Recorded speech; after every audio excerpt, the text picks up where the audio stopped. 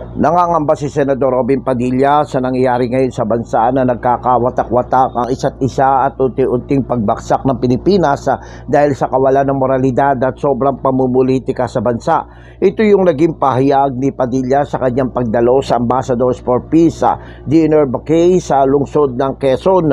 Nalulungkot ang senador dahil maraming Pilipino kasamang kabataan ay nagkakawatak-watak dahil nalilinlang sila ng pamumulitika. Ipinunto pa ng senador na maraming likas na yaman ng Pilipinas subalit nananatiling mahirap ang mga kababayan dahil sa pamumulitika.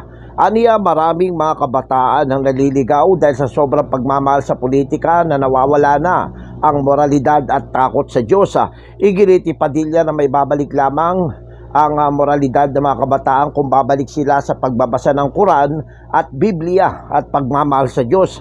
Aminado rin ang senador na kahit siya naging bad boy noon sa Philippine movies, naging bal pa rin siya sa mga napapanood ngayon sa mga sinihan na nagkakaroon ng masamang impluensya sa mga kabataan na nangangahulugan ng pagbaksak ng moralidad sa bansa. Ako, si Jojo Sikat, walang inaatasang balita.